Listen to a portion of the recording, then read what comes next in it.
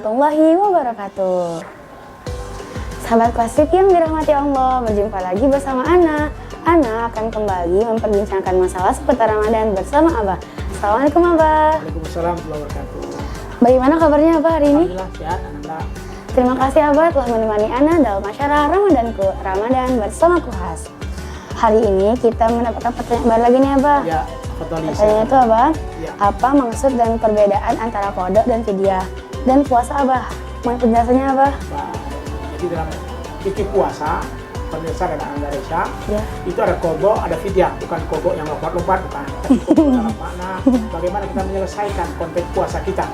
Karena Al-Quran kalau qada kalimatnya tidak bertemu, tapi disebutkan dengan kalimat dalam fikih namanya qada. Tapi dalam Al-Quran disebutkan faidatun min ayamin ukhar, diulang di lain hari. Karena qada itu berarti hutang, ya, maka dia harus dibayar. Karena hutang kita kepada Allah terhadap puasa yang kita tunaikan. Sedangkan fidyah itu juga ada dalilnya. Wa 'alal ladzina yutiqunahu fidyatun ta'amun miskin. Siapapun di antara kita yang tidak sanggup lagi puasa karena sakit, karena sudah syuyukhon kabir, karena sudah tua atau ajiz, lemah, maka atau haram sudah pikun, maka dia tidak wajib berpuasa. Kalaupun dia ingin fidyah, jadi membayar atau memberikan makan fakir miskin. Maka dari itu qada artinya adalah mengganti lain hari atau membayar hutangnya dari puasa yang ditinggalkan. Sementara fidyah memberikan makan fakir miskin. Ini dalam satu dalil Quran surah Al-Baqarah di 184 dan juga di 185 tentang bagaimana dia harus faidatun min ukhar ketika mereka tidak puasa, maridan aw ala safarin, sakit ataupun dalam keadaan perjalanan, faidatun min diulang di hari. Diulang di hari ini disebut dengan qada puasa. Ya, jadi harus qada, harus diselesaikan. Karena itu hutang. Kenapa hutang? Karena itu adalah tugas kita dan juga tanggung jawab kita kepada Allah yang wajib kita tunaikan. Makanya seorang muslim akan dikatakan bangun hidupnya, bangun agamanya bila dia menyempurnakan puasanya. Bila puasa tidak, berarti tidak terbangun agamanya.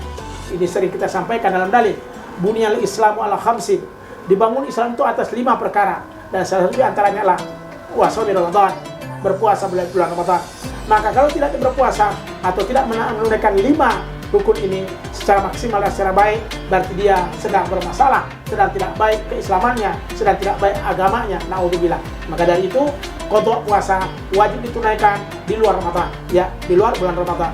Bukan di Ramadan, karena kan pada waktu Ramadan sedang berpuasa Ramadan, maka dia faidatun min ayamin ukhar, diulang di lain hari. Sedangkan fidyah mengeluarkan makan untuk orang-orang miskin. Nah, ini fidyah ulama mengatakan, ada mengatakan 1 sok kurang lebih perhitungan sekitar 750 gram beras, berarti belum sampai 1 kilo.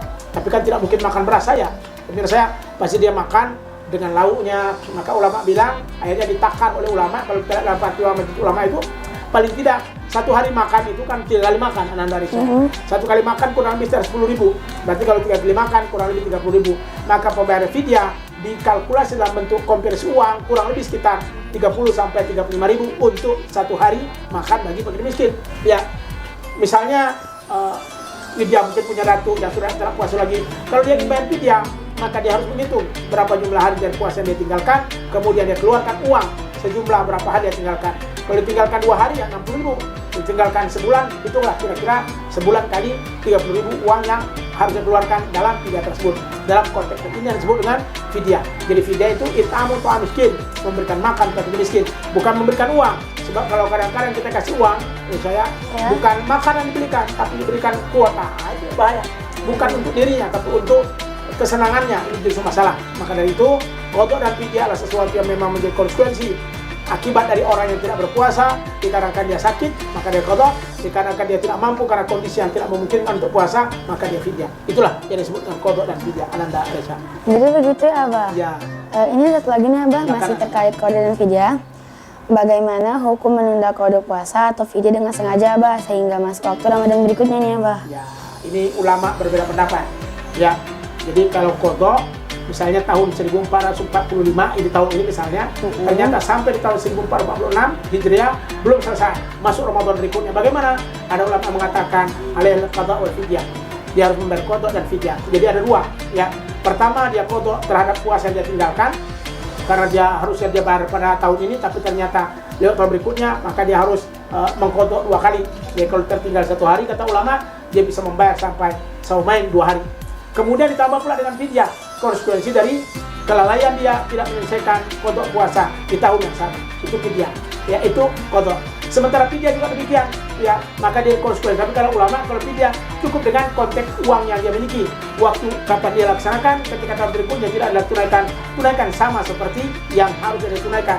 Karena fidyah bisa kita bayar kapan saja, fidyah bisa kita tunaikan kapan saja. Kalau qada berarti sudah melewati tahun berikutnya, maka dia harus membayar 2 kali sebagai denda atau sebagai konsekuensi terhadap dia meninggalkan dan kelalaian terhadap puasanya. Makanya pemirsa yang dirahmati Allah dan analisa Nabi Muhammad itu ya, dan istri-istrinya itu paling banyak melaksanakan puasa di bulan Sya'ban, sebulan sebelum Ramadan.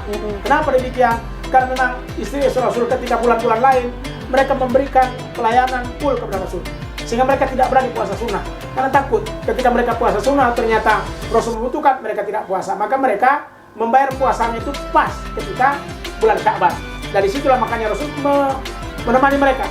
Makanya Rasul hampir katakan di bulan Sya'ban, kami tengok dak hatinya tidak makan, puasa terus. Hatta pada Yom Musyak belum baru tinggalkan. Tapi ketika hari-hari dia puasa, kenapa? Dia menemani istri-istrinya untuk mengkodok puasa mereka di bulan Sya'ban tersebut. Ya, maka dari itu kodoklah puasa, jangan sampai ditinggalkan karena ini merupakan kunci kita kepada Allah. Ini merupakan amalia kita kepada Allah. Bila kita datang kepada Allah tanpa kesempurnaan puasa, sesungguhnya kita termasuk orang yang rugi karena puasa ini menjadi salah satu di antara kata kunci untuk masuk surganya Allah. Sekalipun kunci khusus untuk mereka yang berpuasa namanya Jannatul Royan, tapi juga menjadi kunci yang lain supaya dapatkan rahmat Allah SWT insyaAllah. Maka dari itu puasa kita dimaksimalkan, puasa kita diperbaiki. Jangan pula sampai kita tinggal puasa, kita tidak qada, berarti kita tidak berhutang, berarti kita berhutang di jalan Allah SWT. Alhamdulillah, kita berlindung kepada Allah. Makanya tetap ada konsekuensinya ketika qada dia tidak lakukan pada tahun ini, tahun berikutnya kata ulama dia menjadi 2 hari. Kalau 1 hari menjadi 2 hari, kalau 4 menjadi 8 hari, berarti banyak. Na'udzubillah. Maka dari itu jangan sampai kita terlalaikan, teringatkanlah minimal kalau sering Abah sampaikan kepada jamaah, kalau ingin mengkodok supaya tidak tertekan, setiap puasa sunnah langsung niatkan kodok di dalam. Puasa Senin Kemis langsung kodok di dalam. Puasa sunnah kan banyak itu. Jelang Ramadan banyak sekali puasa sunnah. Ada puasa Syawal nanti ya ketika setelah Lebaran ini 6 hari, kemudian setelah itu nanti ada lagi di Zulhijjah puasa Arafah ya, kemudian ada puasa Tarwiyah dan banyak lagi puasa Senin Kemis, puasa pertengahan bulan dan banyak macam-macam. Ambillah puasa-puasa sunnah ini plus sekalian mengkodok di dalamnya. 2 pahala kita dapatkan sekalian ya, pahala mengkodok dan juga pahala sunnah dari puasa yang kita gunakan. Jadi jangan lalai sehingga terlewat di tahun berikutnya. Laksanakan di tahun yang tepat, sebab kalau kita lalai akan ada konsekuensi terhadap tinggalnya puasa yang tidak kita tunaikan tersebut. Begitu Ananda, Resya dan juga pemirsa. Terima kasih Abah atas Ya, penjelasannya. sama-sama. Semoga penjelasan dari Abah sangat bermanfaat untuk kita semua, Amin. terutama untuk anak pribadi. Baiklah pemirsa, demikianlah perbincangan kita pada kali ini. Tunggu kami di episode selanjutnya. Jangan lupa like, komen, share, dan subscribe. Ana Resya pamit undur diri. Wassalamualaikum warahmatullahi wabarakatuh. Waalaikumsalam warahmatullahi wabarakatuh.